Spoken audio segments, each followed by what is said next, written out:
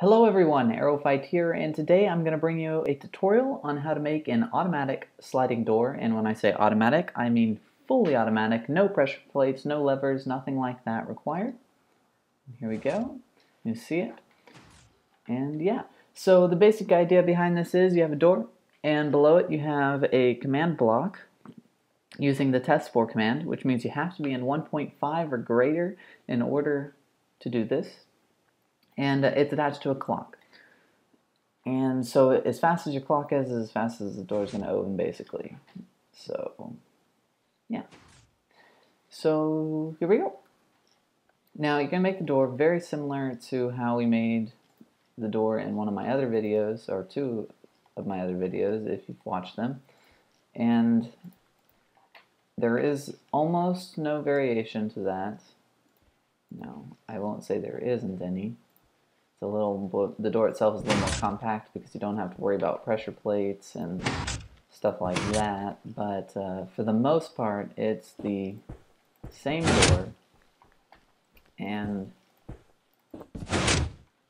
just look that way. Now the door's open right now, but we need these torches down here so that we can manipulate the doors up there easily. So what we're gonna do is put another torch in here so that we can control, or we can make the door defaultly shut like that.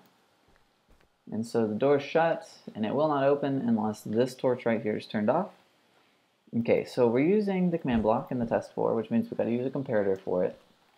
And then we're going to place a command block behind it. Now, for those of you that don't know, even in a creative menu, you cannot get the command block without giving it to yourself. It is not in here. Okay, so you do give your name 137 and you get a command block. Okay, so that was my little disclaimer. Okay, so now we're going to use the testfor command. And that just tests to see if somebody's in the area and puts off a signal depending on how many people are there. Right? So we're going to test for a player. Basically, see, targets the nearest player. So a player within a radius of 2, I'm going to say, and the game mode of creative. Now, you don't have to set a game mode. You can make it open for everybody if that's really what you want. But this is the way I'm going to do it. And we're going to set some X and Z values, but I am not sure what they are yet. So we're just going to do that. And how we're going to figure this out is I'm just going to type in here, oops, the coordinates near this door. So we have negative 369. So negative 369. 56, because technically the bottom of the door is 2 blocks down, and negative 531. It looks like I've already tried to use these coordinates or something. Might as well just use that. Okay, so, oh, I can't see them now. Well, dang. Negative 369, 56. Negative 531. Okay.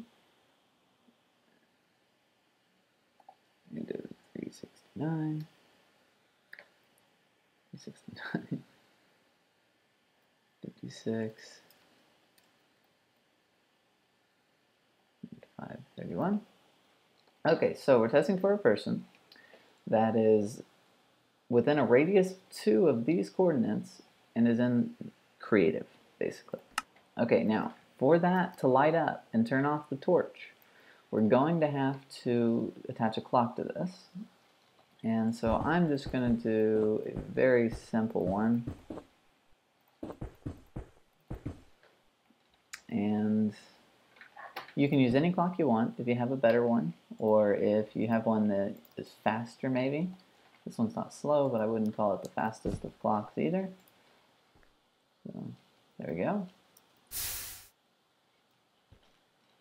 Oops, burned out. My bad, guys.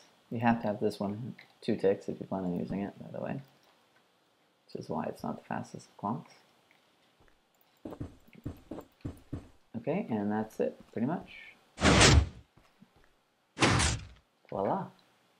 Now, some disclaimer to this. There you go. Sorry. Some disclaimer to this. If you're using a clock in the world, if it's not in a loaded chunk, it could freeze.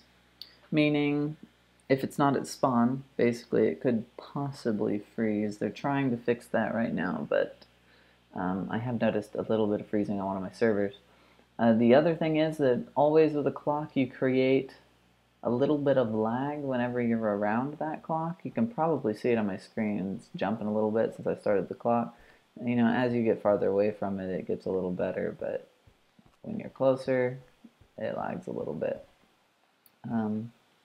But other than that, this works 100% of the time, and it's pretty good for security because now I can go to creative and can't make it through this door if that's the way you want to make it.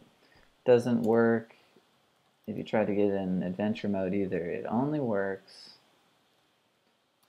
if you're in creative mode. Voila.